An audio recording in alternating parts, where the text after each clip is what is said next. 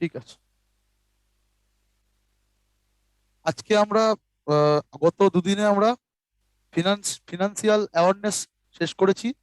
তার মধ্যে international institutions, financial institution এবং ন্যাশনাল ফিনান্সিয়াল ইনস্টিটিউশনস গত দুদিনের ক্লাসে করেছি। আজকে আমরা ব্যাংকিং অ্যাওয়ারনেসে ঢুকবো। Banking awareness part 1। ঠিক আছে, আজকে ব্যাংকিং অ্যাওয়ারনেসটা শুরু হবে এবং আইবিপিএস পরীক্ষার জন্য এই ব্যাংকিং অ্যাওয়ারনেস থেকে সবচেয়ে বেশি কোশ্চেন আসে মেন্সে, জিএস এর মধ্যে। তো ব্যাংকিং অ্যাওয়ারনেস চ্যাপ্টারটা খুবই ইম্পর্টেন্ট চ্যাপ্টার। সবাই মন দিয়ে শুনবেন এবং যার যেখানে কনফিউশন হবে সেখানে আমাকে বলবেন, আমি সেখানে আপনাদের কনফিউশনটা দূর করার বা সলভ করার চেষ্টা করব। ওকে।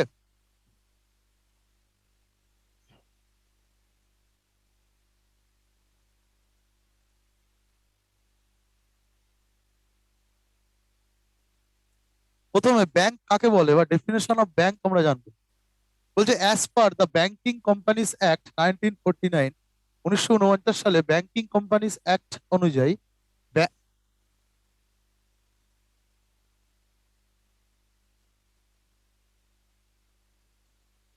1949 সালের ব্যাংকিং কোম্পানিজ অ্যাক্ট অনুযায়ী banking is defined as a financial institutions which accept deposit for the purpose of lending or investment from the public, repayable on demand or otherwise, and with drawable by check, draft, or otherwise। ঠিক আছে, তাহলে banking companies act 1949 অনুযায়ী ব্যাংকে কিভাবে define করা হয়েছে? বলছে financial institution. এইটা ধরুন SBI, state bank of India, এটা একটা financial institution which accept deposits. এখানে পিপল, মানুষ, আমরা সাধারণ মানুষ, সেখানে আমরা ডিপোজিট করি, টাকা পয়সা রাখি for the purpose of lending. এবং এই টাকাটা কি করে নিয়ে আমাদের যে টাকাটা আমরা রাখছি সেটাই আবার অন্য ইন্ডাস্ট্রি বা কোনো কিছুকে লোন হিসেবে প্রোভাইড করে, মানে লেন্ডিং দেয়। ঠিক আছে, অর ইনভেস্টমেন্ট, বা কোনো কোম্পানিতে সেই টাকাটা সেই ব্যাংক ইনভেস্ট করে। From the public, repayable on demand. এবং পাবলিককে কি করে, পাবলিক যখনই ডিমান্ড করে তখন তার টাকাটা সে দিতে বাধ্য ব্যাংক। ঠিক আছে, ডিমান্ড অ্যাকাউন্টে যদি রাখে, ডিমান্ড অ্যাকাউন্ট যদি রাখে, মানে কারেন্ট অ্যাকাউন্ট, সেভিং অ্যাকাউন্টে যদি রাখে, সেটা ব্যাংক দিতে বাধ্য থাকে। বা অন্য কোনো ভাবে যদি রাখে, নির্দিষ্ট টাইমের পরে চেক বা বিভিন্ন ইনস্ট্রুমেন্টের মাধ্যমে ব্যাংকের থেকে টাকা তোলা যায়, মানে ব্যাংক তাকে দিতে বাধ্য থাকে। ব্যাংকের কাজ কি মূলত?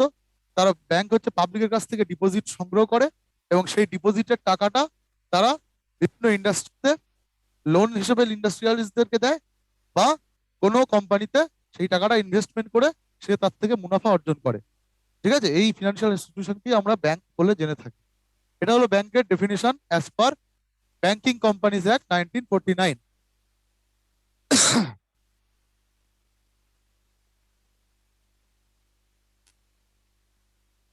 এবার আমরা দেখবো history of banking in India.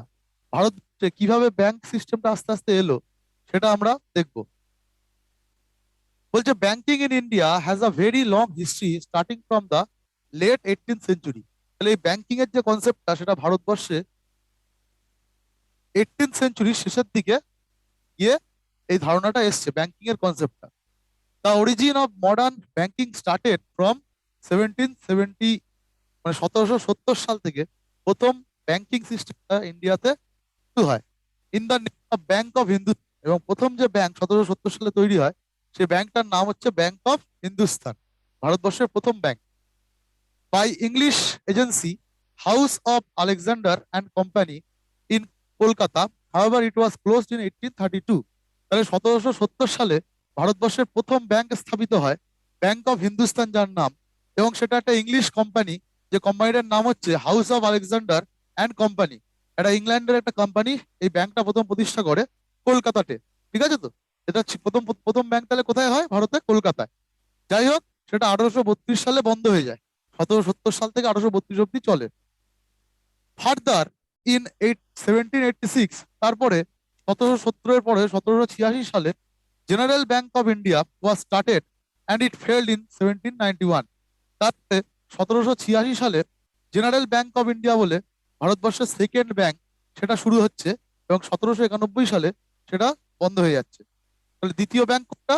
General Bank of India, যেটা 1786 সালে হচ্ছে। 1770 সালে bank of Hindustan first bank, আর 1786 সালে জেনারেল ব্যাংক অফ ইন্ডিয়া হচ্ছে ভারতবর্ষের দ্বিতীয় ব্যাংক। এরপর বলছে স্টেট ব্যাংক অফ ইন্ডিয়া কিভাবে গঠিত হচ্ছে আমরা দেখব। The largest and the oldest bank which is still in existence in the is the State bank of India. সবচেয়ে বড় এবং সবচেয়ে পুরনো ব্যাংক যেটা এখনো এক্সিস্ট করছে, যেটা এখনো আছে, শুরু হয়ে এত পুরনো দিনে শুরু হয়ে এখনো ভারতবর্ষে যেটা এক্সিস্ট করছে, সেরকম একটা ব্যাংক হচ্ছে এসবিআই। এসবিআই রিভলিউশনটা আমরা দেখবো কিভাবে এসবিআইটা শুরু হয়েছিল। বলছে it originated and started working as the bank of Calcutta in mid June 1806। তাহলে 1806 সালে ব্যাংক অফ কলকাতা হিসেবে প্রথমে এসবিআই এর পথ চলা শুরু হয়। প্রথমে তার নাম কিন্তু এসবিআই ছিল না। প্রথম 1806 সালে ব্যাংক অফ কলকাতা বলে একটা ব্যাংক শুরু হয়। ইন 1809 মানে 1809 সালে it was renamed as the bank of Bengal, এবং 1809 সালে সেই ব্যাংক অফ কলকাতার নাম পরিবর্তন করে রাখা হচ্ছে ব্যাংক অফ বেঙ্গল। তাহলে 1806 সালে ব্যাংক অফ কলকাতা, 1809 সালে তার নাম চেঞ্জ হয়ে রাখা হচ্ছে Bank of Bengal. This was one of the three banks founded by a presidency government. The other two were Bank of Bombay 1840 and Bank of Madras 1843. তাহলে সেই সময় তিনটে প্রেসিডেন্সি ছিল, কলকাতা, মাদ্রাজ এবং বোম্বে। ঠিক আছে, এই ব্যাংক অফ বেঙ্গলের পরে আরো দুটো প্রেসিডেন্সিতে ব্যাংক স্থাপিত হয়, যেটার নাম হচ্ছে ব্যাংক অফ মাদ্রাজ 1843 আর ব্যাংক অফ বোম্বে 1840।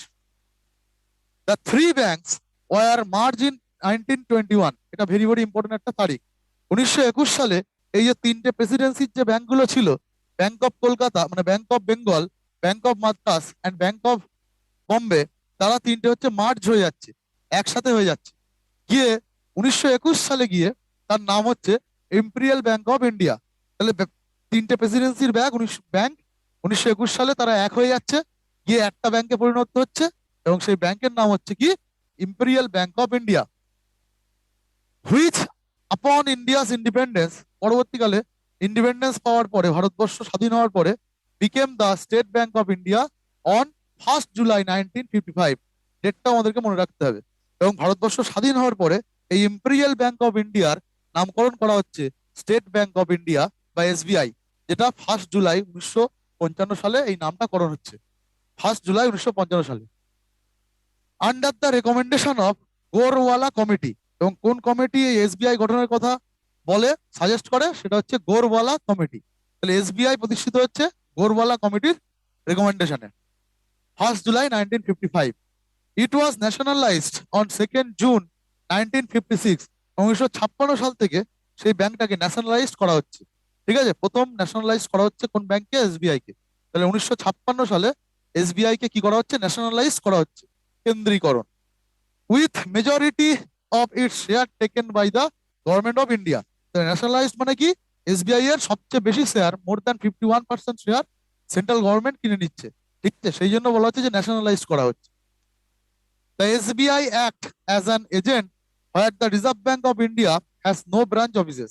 তাহলে যেখানে যেখানে রিজার্ভ ব্যাংক অফ ইন্ডিয়ার কোনো ব্রাঞ্চ অফিস নেই, সেখানে রিজার্ভ ব্যাংক অফ ইন্ডিয়ার কাজ মানে এজেন্ট হিসেবে কাজ করে হচ্ছে এসবিআই।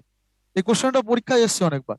যেখানে যেখানে রিজার্ভ ব্যাংক অফ ইন্ডিয়ার ব্রাঞ্চ নেই, সেখানে সেখানে এসবিআই রিজার্ভ ব্যাংকের হয়ে কাজ করে। রিজার্ভ ব্যাংকের যা যা কাজ, সেগুলো এজেন্ট হিসেবে কাজ করে এসবিআই সেই সব জায়গাতে। It has 5 associate banks, State bank of Bikaner, Jaipur, Hyderabad, Mysore, Patiala and Travancore. এই যে এসবিআই স্টেট ব্যাংক অফ ইন্ডিয়ার, তার 5টা অ্যাসোসিয়েট ব্যাংক আছে। ঠিক আছে, সেগুলো কি কি? Bank State bank of Bikaner and Jaipur, Hyderabad, Mysore, Patiala and Travancore. এই 5টা হচ্ছে এসবিআই এর অ্যাসোসিয়েটস ব্যাংক, তারা একসাথে কাজ করে এসবিআই এর সাথে। ঠিক আছে, এটা হচ্ছে এসবিআই এর রিভলিউশন কিভাবে হলো।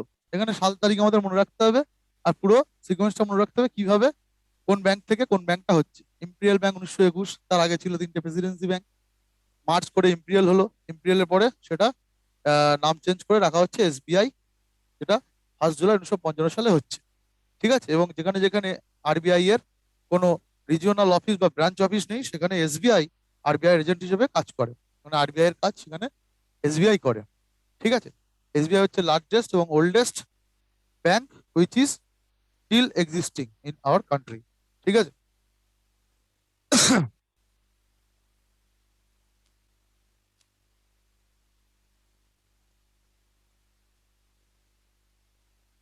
দেন আমরা দেখবো রিজার্ভ ব্যাংক অফ ইন্ডিয়া কিভাবে হচ্ছে। The RBI was established on 1st April 1935. 1935 সালে 1st এপ্রিল আরবিআই গঠিত হচ্ছে। In accordance with the provision of the RBI Act 1934. 1934 সালের আরবিআই অ্যাক্টের মাধ্যমে 1935 সালের 1st এপ্রিল তারিখটা মনে রাখতে হবে, আরবিআই প্রতিষ্ঠিত হচ্ছে। It was established under the recommendation of the Hilton Young Commission. তাহলে এসবিআই প্রতিষ্ঠিত হয়েছে গরওয়ালা কমিশনের মাধ্যমে, আর এটা তৈরি হচ্ছে আরবিআই হিল্টন ইয়ং কমিশনের সুপারিশে। অলসো নোন অ্যাজ দ্য, এই কমিশনের আরেকটা নাম আছে royal commission on Indian currency and finance. এই যে হিল্টন ইয়ং কমিশনের আরেকটা নাম হচ্ছে royal commission on Indian currency and finance. Initially it was set up in Calcutta. প্রথমে আরবিআই তৈরি হয়েছিল, আরবিআই সেট আপ হয়েছিল কলকাতাতে। ঠিক আছে। And permanently move to Mumbai in 1937। 1937 সালে সেটাকে বোম্বেতে ট্রান্সফার করা হয়। Initially the RBI was started with private share. তাহলে আরবিআই প্রথমে প্রাইভেট এন্টিটি ছিল। ঠিক আছে, সেন্ট্রাল গভর্নমেন্টের সাথে তার কোনো লেনাদেনা ছিল না। Fully paid up capital of rupees 5 crore, 5 crore তার ছিল হচ্ছে paid up capital. It also acted as central banking institute for Myanmar till 1948 and till 1947 for Pakistan. তাহলে আরবিআই কিন্তু শুধুমাত্র ভারতবর্ষের সেন্ট্রাল ব্যাংক ছিল না। ঠিক আছে, 1948 সাল অব্দি মায়ানমার এবং 1947 সাল অব্দি পাকিস্তানেরও সেন্ট্রাল ব্যাংক হিসেবে অ্যাক্ট বা কাজ করতো। The RBI was nationalised on 1st জানুয়ারি 1949। তারপর 1949 সালে 1st জানুয়ারি আরবিআই কে প্রথমে ছিল কি প্রাইভেট এন্টিটি, প্রাইভেট শেয়ার হোল্ডারের ক্যাপিটালে তৈরি হয়েছিল। কিন্তু 1st জানুয়ারি 1949 সালে সেন্ট্রাল গভর্নমেন্ট সবচেয়ে বেশি শেয়ার কিনে নিয়ে আরবিআই কে ন্যাশনালাইজ করে। In accordance with the RBI transfer to public ownership act 1948। এই অ্যাক্টের দ্বারা তাহলে 1st জানুয়ারি 1949 সালে আরবিআই ন্যাশনালাইজড হয়। It empowered RBI to act as central banking institution to control monetary policy of Indian rupee and to control, regulate, monitor, inspect banks in the country as mentioned in the second schedule of the RBI Act 1934. 1934 সালে RBI অ্যাক্টে যেভাবে বলা আছে সেইভাবে RBI কিন্তু ওই আইনের বলে দেশের অন্যান্য ব্যাংকগুলোকে রেগুলেট করতে পারে, কন্ট্রোল করতে পারে, মনিটর করতে পারে, ইন্সপেকশন করতে পারে ইত্যাদি কাজগুলো 1934 সালের সেকেন্ড শিডিউলে উল্লেখিত যে নিয়মগুলো আছে সেগুলো অনুযায়ী করতে পারে। তো 1949 সালে 1st জানুয়ারি আরবিআই কি হয়, ন্যাশনালাইজেশন হয়। ঠিক আছে।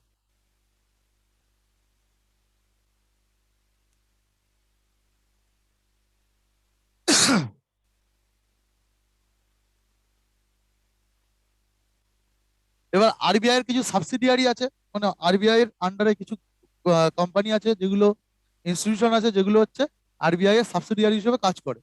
সেগুলো কি কি? Deposit insurance and credit guarantee corporation, ডিআইসিজিসি।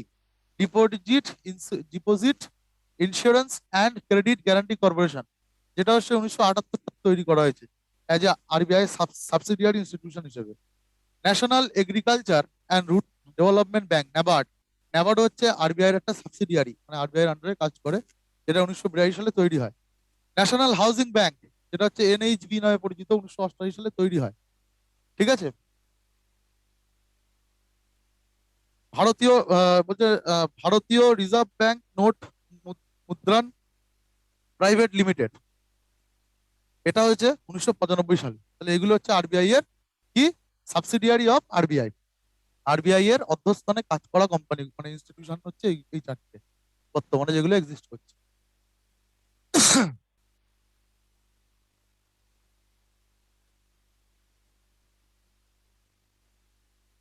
এরপরে আর কিছু ব্যাংক আছে যাদের ইভলিউশন সম্বন্ধে বা কবে কি সেট আপ হয় সেগুলো আমরা জানবো। ঠিক আছে, ব্যাংকিং হিস্ট্রির মধ্যে। সাম আদার ব্যাংকস বলছে Allahabad bank was established in 1865।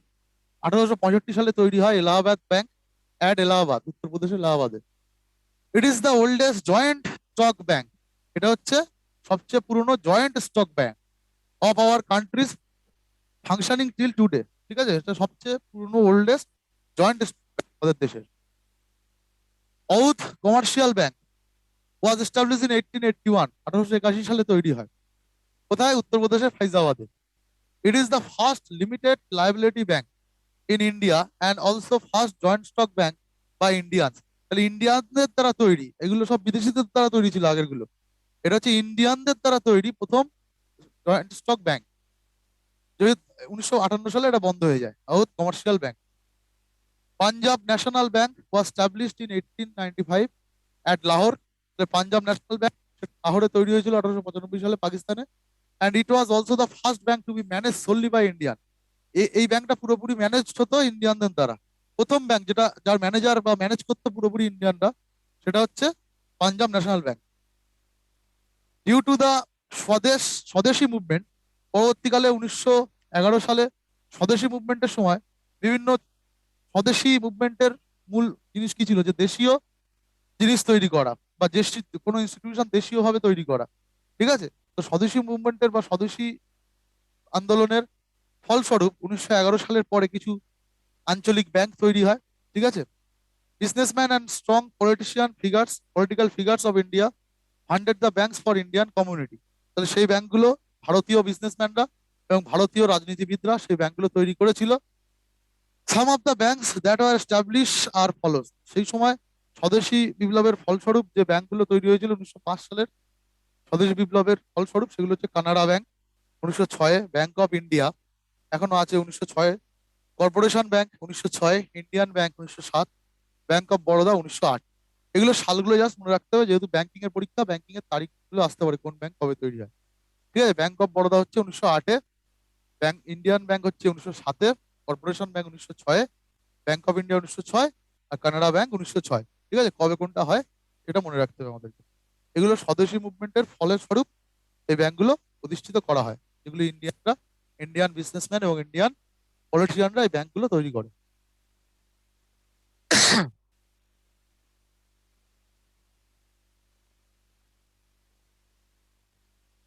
এবার কিছু ফ্রিকোয়েন্টলি আস্কড কোশ্চেন যেগুলো পরীক্ষায় আসে, ঠিক আছে, সেগুলো আমরা দেখব।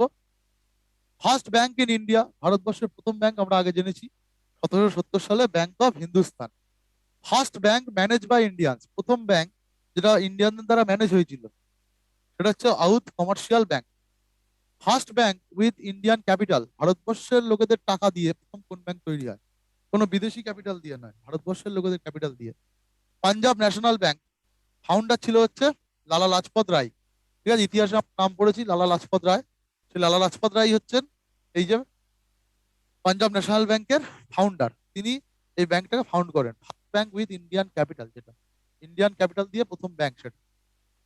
First foreign bank in India, প্রথম কোন বিদেশি ব্যাংক ভারতে আসে? HSBC.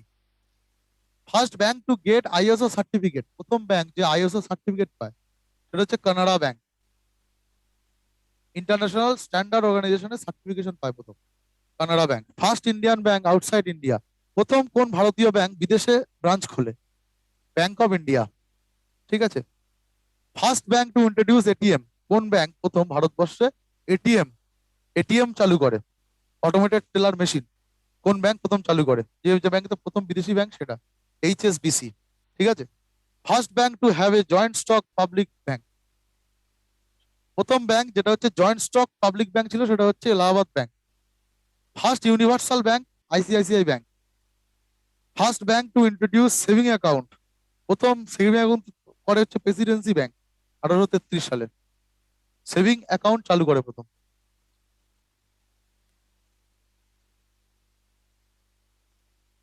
First bank to introduce cheque ব্যবস্থা প্রথম চালু করে হচ্ছে Bengal bank.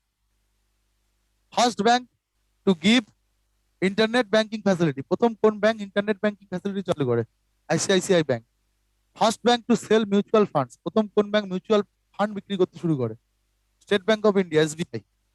First bank to issue credit card, প্রথম কোন ব্যাংক ক্রেডিট কার্ড ইস্যু করে? Central bank of India. First digital bank ভারতের কোনটা? প্রথম digi bank. First rural regional bank, প্রথম গ্রামীণ ব্যাংক আরআরবি, সেটা হচ্ছে প্রথমা ব্যাংক। ফার্স্ট আরআরবি হচ্ছে এইটা প্রথমা ব্যাংক, যেটাকে হচ্ছে স্পন্সর করেছিল সিন্ডিকেট ব্যাংক, হচ্ছে তার স্পন্সর ব্যাংক ছিল প্রথমা ব্যাংকের। First bank to get in principle banking licence, প্রথম কোন bank in principle banking licence পায়? আইডিএফসি এবং বন্ধন ব্যাংক, এই যেটা রিসেন্টলি হয়েছে।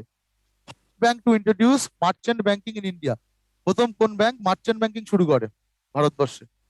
গ্রাইন্ডলেস bank. First bank to introduce blockchain technology, blockchain টেকনোলজির ব্যবহার প্রথম শুরু করে ICICI bank. First bank to introduce voice biometric, প্রথম কোন ব্যাংক ভয়েস বায়োমেট্রিক চালু করে? City bank. First bank to introduce robot in banking service, banking সার্ভিসের ক্ষেত্রে রোবটের ইউজ করে প্রথম হচ্ছে এইচডিএফসি ব্যাংক।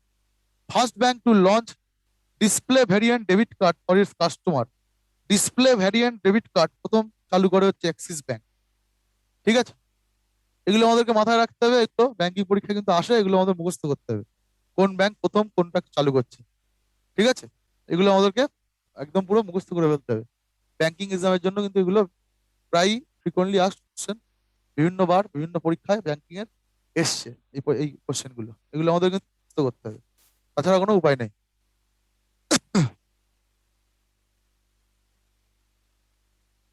এবার বলছে largest public sector bank of India, ভারতবর্ষের সবচেয়ে বড় পাবলিক সেক্টর ব্যাংক ব্যাংক কোনটা? State bank of India. Largest private sector bank in India, সবচেয়ে বড় ভারতের প্রাইভেট সেক্টর ব্যাংক কোনটা? এইচডিএফসি, কখনো কখনো আইসিআইসিও একে ছাপিয়ে যায়। Largest bank in India standard charter bank, সবচেয়ে বড় ভারতে অবস্থিত ফরেন ব্যাংক সেটা হচ্ছে standard chartered bank. Bank with more branches in India, সবচেয়ে বেশি ব্রাঞ্চ আছে কোন ব্যাংকের? ভারতবর্ষের কোন ব্যাংকের সবচেয়ে বেশি ব্রাঞ্চ আছে? এসবিআই এর। ঠিক আছে, এগুলো হচ্ছে ফ্রিকোয়েন্টলি আস্কড কোশ্চেন, এগুলো আপনাদেরকে মুখস্থ করতে হবে। ঠিক আছে, ফার্স্ট কোনটা কোন ব্যাংক কি হচ্ছে, এগুলো এগুলো পরীক্ষায় কিন্তু একটা দুটো করে আসে প্রত্যেক বছরই। ঠিক আছে, তো এই পর্যন্ত হলো আমাদের ব্যাংকিং হিস্ট্রি নিয়ে। ঠিক আছে, আমাদের মোটামুটি ব্যাংক কিভাবে ইভলভ করলো, কোন ব্যাংক প্রথমে শুরু হয়েছে, কোনটা কি হয়েছে, সেটা আমরা এই পর্যন্ত এই অবধি জানলাম। ঠিক আছে, এরপরে আমরা ব্যাংকিং সম্বন্ধে আরো ডিটেলসে ঢুকবো। এর মধ্যে কারো কোনো কোশ্চেন আছে?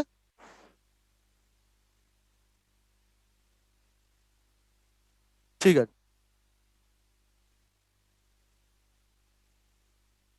স্যার আসানসোল বলছি।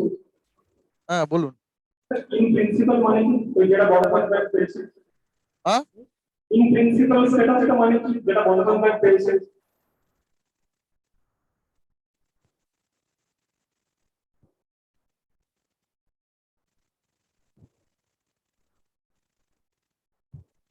First bank to get in মানে প্রিন্সিপাল।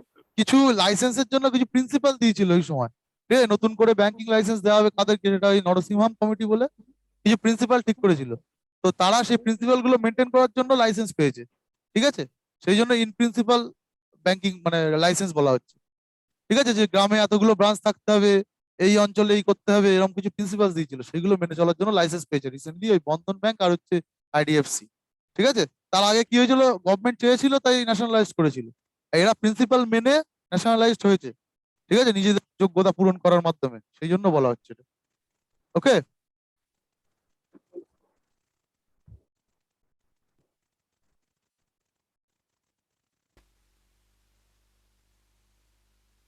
আচ্ছা এবার টাইপস অফ ব্যাংক, আমরা গত গত ক্লাসে আমরা বিভিন্ন রকম ফিনান্সিয়াল ইনস্টিটিউশন বা ফিনান্সিয়াল ইন্টারমিডিয়েটস এর একটা ছক দেখেছিলাম, টেবিল দেখেছিলাম, তার মধ্যে ছিল ব্যাংক আর নন ব্যাংক, তাই তো? আমরা নন ব্যাংক গুলো করে ফেলেছি অলরেডি, নন ব্যাংকের মধ্যে বিভিন্ন ছিল এআইএফআই, ঠিক আছে, প্রাইমারি ডিলার ইত্যাদি ছিল। তার একটা সেক্টর ছিল ব্যাংক, সেই ব্যাংকটা আমরা আজকে করব। আপনারা গত দিনের যে ছকটা সেটার সাথে এটা বাড়ি গিয়ে খুলে দেখবেন যে গত দিনের যে ছকটা ছিল সেখানে ব্যাংক ছিল আর নন ব্যাংক ছিল। ঠিক আছে, ব্যাংকের একটা ক্লাসিফিকেশন ছিল আর নন ব্যাংকের একটা ক্লাসিফিকেশন ছিল। নন ব্যাংকের মধ্যে বিভিন্ন ছিল এআইএফআই, পিডি, প্রাইমারি ডিলার ইত্যাদি ইত্যাদি ছিল। তো নন ব্যাংক গুলো অলরেডি ফার্স্ট ক্লাসে আইবিপিএস এর ফার্স্ট ক্লাসে করে ফেলেছি। সেটাতে আমরা নন ব্যাংক গুলোকে ন্যাশনাল ফিনান্সিয়াল ইনস্টিটিউশন হিসেবে করেছি, যে ন্যাবার্ড, তারপরে এক্সিম ব্যাংক ইত্যাদি হচ্ছে নন ব্যাংক ফিনান্সিয়াল ইনস্টিটিউশন, সেগুলো করেছি। আজকে আমরা ব্যাংক, যে আরেকটা সেক্টর ছিল ব্যাংক, সেই ব্যাংকের ডিটেলসে করবো।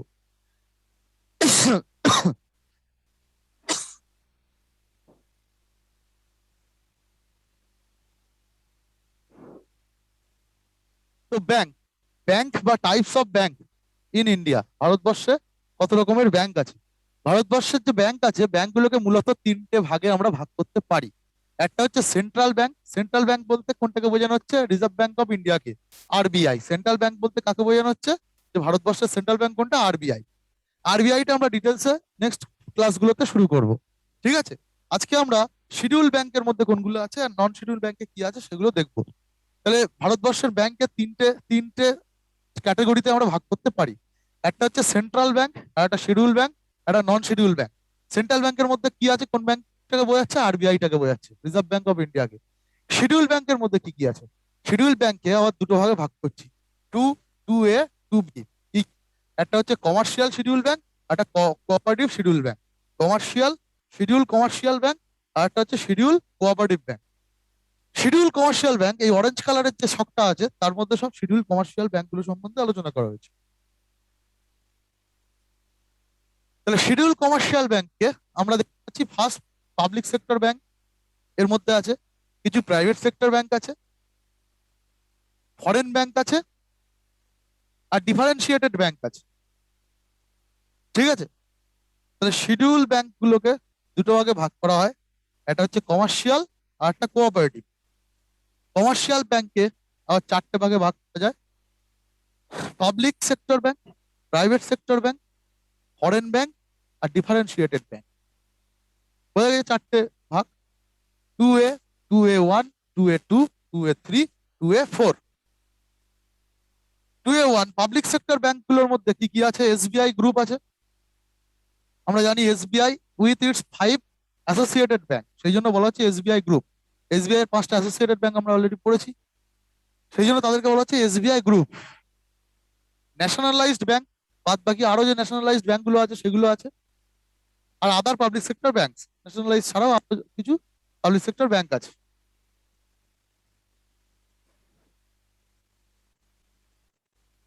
এরপরে আসছে private sector bank. Private sector ব্যাংকে ভারতবর্ষে দুটো ভাবে ভাগ করা হয়, একটা হচ্ছে নিউ আর একটা হচ্ছে old. New sector bank and old private sector bank. Foreign bank আছে আর ডিফারেন্সিয়েটেড ব্যাংকস। ডিফারেন্সিয়েটেড ব্যাংকস বলতে কোনগুলোকে বলা হচ্ছে, স্পেশাল পারপাসে যেগুলো তৈরি হয়েছে, আরআরবিস মানে regional rural banks, small finance bank, India post payment bank, post অফিসে যে ব্যাংকটা এখন তৈরি হয়েছে আমরা জানি, local area bank, payment bank বিভিন্ন রকম, Paytm payment bank, Airtel payment bank ইত্যাদি, অ্যান্ড হোলসেল ব্যাংকিং, যেটা এখনো তৈরি হয়নি, প্রপোজড। এটা প্রপোজডে আছে যে করা হোলসেল ব্যাংক, যেটা এখনো ভারতবর্ষে চালু হয়নি। এই ব্যাংকগুলোকে বলা হচ্ছে ডিফারেন্সিয়েটেড ব্যাংকস। ঠিক আছে, কমার্শিয়াল ব্যাংক আর কি হয়, কোঅপারেটিভ ব্যাংক। কোঅপারেটিভ ব্যাংক দু ধরনের হয়, যেটা ডার্ক ইয়েলো কালারের মধ্যে আছে, একটা হচ্ছে আর একটা হচ্ছে শহরে, মানে রুরাল অ্যান্ড আরবান। গ্রামীণটাকে বলা হচ্ছে primary credit society. Primary credit society বলা হয় গ্রামীণটাকে, গ্রামীণ লেভেল যেটা থাকে। আর আরবান লেভেলে দু ধরনের থাকে, একটা হচ্ছে ডিস্ট্রিক্ট লেভেল, স্টেট লেভেল, আর একটা urban cooperative bank. Urban cooperative bank, district cooperative bank, আর স্টেট কোঅপারেটিভ ব্যাংক হচ্ছে আরবান লেভেলে থাকে। এছাড়া কিছু নন শিডিউল ব্যাংক আছে, যেটা লোকাল এরিয়া ব্যাংক বলা হচ্ছে, এটা নন শিডিউল ব্যাংক। ঠিক আছে, নন শিডিউল আরবান কোঅপারেটিভ ব্যাংক তো হয়, এগুলো হচ্ছে শিডিউল 2 যেটা আছে আমাদের 19 যে একটা আছে 49-এর ব্যাংকিং কোম্পানিজ অ্যাক্টের, শিডিউল 2 এর মধ্যে এগুলো শিডিউল করা নেই, এই জন্য এগুলোকে নন শিডিউল ব্যাংক বলা হচ্ছে। ঠিক আছে, তো আমরা এবার ডিটেলসে শিডিউল ব্যাংকগুলো সম্বন্ধে জানবো। নেক্সট স্লাইডে আমরা এইটার মধ্যে ঢুকছি, শিডিউল ব্যাংকের মধ্যে কমার্শিয়াল ব্যাংকগুলো সম্বন্ধে জানবো। ঠিক আছে, এই পর্যন্ত ক্লিয়ার? সবাই ভিজুয়ালাইজ করতে পারছেন যে এই শিডিউল ব্যাংক সম্বন্ধে আমরা জানবো। এবার শিডিউল ব্যাংকের মধ্যে আছে কি, কমার্শিয়াল। এই কমার্শিয়াল সম্পর্কে আজকে আমরা ডিটেলসে জানবো, কমার্শিয়াল ব্যাংকগুলো সম্বন্ধে। ঠিক আছে,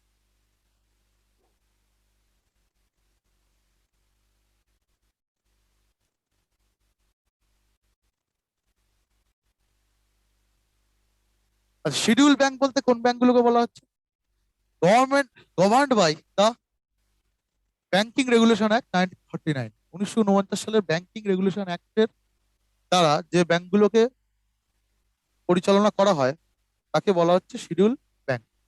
যে ব্যাংকগুলোকে 1949 সালে ব্যাংকিং রেগুলেশন অ্যাক্ট দ্বারা পরিচালনা করা হয় তাদেরকে শিডিউল ব্যাংক বলা হয়। Schedule banks are those mentioned in second schedule of RBI act 1934।